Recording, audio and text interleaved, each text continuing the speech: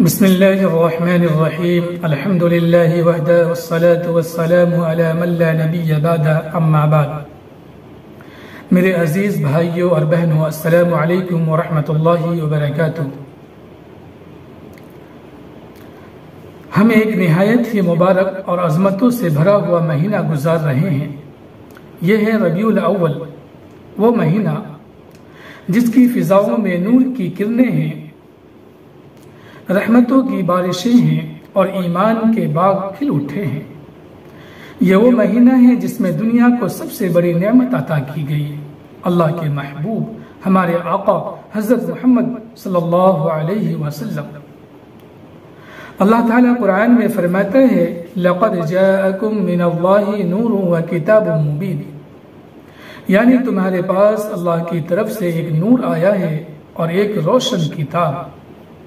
علماء فرماتے ہیں کہ اس آیت میں جو نور ہے اس سے مراد ہمارے نبی کریم صلی اللہ علیہ وسلم ہے، یعنی آپ صلی اللہ علیہ وسلم اس دنیا کی سب سے بڑی روشنی ہے۔ بھائیو، سوچو اس وقت عرب کی حالت کیا تھی؟ ہر طرف جہالت کا اندھیرا، ظلم، جاہلیت، شرک اور بت پرستی کا بازار گرم تھا۔ عورتوں کو ذلیل کیا جاتا، یتیموں کا مال کھا لیا جاتا، طاقتور کمزور کو دبا لیتا، انصاف نام کی کوئی چیز نہ تھی۔ ایسے میں 12 ربیع الاول کی بابرکت صبح آئی۔ حضرت آمنہ کے آنگن میں ایک بچہ پیدا ہوا، وہ بچہ جس کی ایک جھلک دیکھ کر دنیا کو سکون مل گیا۔ حضرت آمنہ فرماتی ہیں جب میرا بیٹا پیدا ہوا تو میرے کمرے سے ایک ایسی روشنی نکلی جس نے شام کے محلات کو روشن کر دیا۔ بھائیو، یہ معمولی ولادت نہ تھی، یہ کائنات کے سب سے بڑے محسن کی آمد تھی۔ یہ وہ لمحہ تھا جب زمین اور آسمان کے فرشتے خوشیاں منانے لگے۔ آپ صلی اللہ علیہ وسلم نے یتیمی میں پرورش پائی، لیکن اللہ نے آپ کی حفاظت فرمائی، کبھی کسی کے ساتھ ظلم نہ کیا، کبھی جھوٹ نہ بولا، یہاں تک کہ پورا مکہ آپ کو صادق اور امین کہتا تھا۔ سوچو بھائیو، ایک ایسا معاشرہ جہاں جھوٹ عام ہو، وہاں ایک نوجوان ہے جو کبھی جھوٹ نہیں بولتا۔ ایسا معاشرہ جہاں لوگ امانت میں خیانت کرتے ہوں، وہاں ایک نوجوان ہے جو ہر امانت ادا کرتا ہے۔ یہی وہ نوجوان ہے جو کل کا نبی ہے۔ اگر ہم چاہتے ہیں کہ امت کو پھر عزت ملے تو ہمیں بھی صادق اور امین بننا ہوگا۔ 40 سال کی عمر میں غار ہرا کی تنہائیوں میں جب آپ صلی اللہ علیہ وسلم رب کے ذکر میں مشغول تھے، اچانک جبرائیل امین آئے اور کہا اقرا، پڑھو۔ یعنی اندھیروں کو مٹانے کے لیے پہلی بنیاد علم ہے۔ پھر اعلان ہوا یا ایھا المدثر قم فانذر، اے چادر اوڑھنے والے کھڑے ہو جاؤ اور لوگوں کو ڈراؤ۔ یہاں سے دعوت کا آغاز ہوا، لا الہ الا اللہ۔ لیکن مکہ کے سرداروں نے مخالفت شروع کر دی، آپ پر ظلم ہوا، صحابہ پر بائیکاٹ ہوا، بلال رضی اللہ عنہ کو ریت پر لٹا کر کوڑوں سے مارا گیا، خبیب رضی اللہ عنہ کو سولی پر چڑھایا گیا۔ دین کی حفاظت قربانی مانگتی ہے۔ جب ظلم اپنی انتہا پر پہنچا تو اللہ نے نبی کریم صلی اللہ علیہ وسلم کو ہجرت کا حکم دیا۔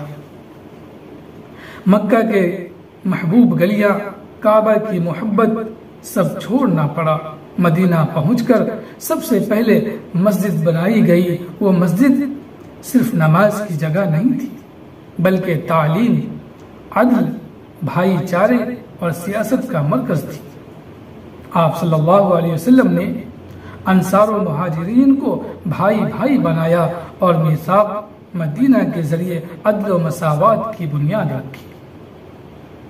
اسلام صرف عبادت نہیں بلکہ ایک مکمل نظام زندگی ہے۔ اگر نبی صلی اللہ علیہ وسلم کے سب معجزات کو ایک طرف رکھ دیا جائے اور صرف ان کے اخلاق کو دیکھا جائے تو وہی کافی ہے۔ طائف کا واقعہ یاد کیجیے، جب بچوں نے پتھر مارے، جسم لہو لہان ہو گیا، فرشتہ حاضر ہوا اور کہا حکم دے تو یہ شہر الٹ دوں، لیکن آپ صلی اللہ علیہ وسلم نے فرمایا نہیں، شاید ان کی نسل سے اللہ ہدایت دے دے۔ فتح مکہ یاد کرے، وہ لوگ جنہوں نے ظلم کیا، قتل کیے، جلا وطن کیا، وہ آپ کے سامنے کھڑے ہیں، لیکن آپ صلی اللہ علیہ وسلم نے فرمایا جاؤ آج تم سب آزاد ہو۔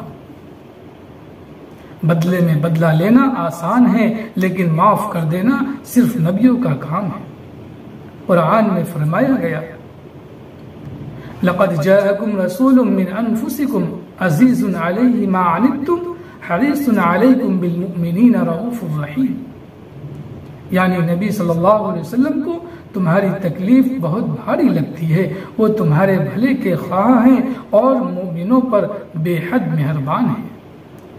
سوچو بھائیو، دنیا میں کوئی اتنا نہیں رویا جتنا نبی صلی اللہ علیہ وسلم اپنی امت کے لیے روئے۔ آخری وقت میں بھی زبان پر یہی الفاظ تھے امتی امتی۔ اگر نبی صلی اللہ علیہ وسلم نے ہمیں اتنا چاہا تو کیا ہمارا حق نہیں ہے کہ ہم بھی ان کی سنت کو اپنی جان سے زیادہ عزیز رکھیں؟ ربیع الاول کا مہینہ صرف جلوس نکالنے یا چراغاں کرنے کا نہیں بلکہ سنتوں کو زندہ کرنے کا ہے۔ نبی صلی اللہ علیہ وسلم کی محبت کا تقاضا یہ ہے کہ ہم سنت کو اپنائیں، جھوٹ چھوڑیں، سچائی کو لازم پکڑیں، دیانت دار بنیں، ایک دوسرے سے محبت کریں، نبی صلی اللہ علیہ وسلم کے اخلاق کو اپنی زندگی میں لائیں۔ میرے عزیز بھائیوں اور بہنوں، آئیے ہم سب عہد کریں کہ اس ربیع الاول کو صرف خوشی کے طور پر نہیں بلکہ سنتوں کی تجدید کے مہینے کے طور پر منائیں۔ اللہ ہمیں عمل کی توفیق عطا فرمائے، آمین یا رب العالمین، وآخر دعوانا ان الحمد للہ رب العالمین۔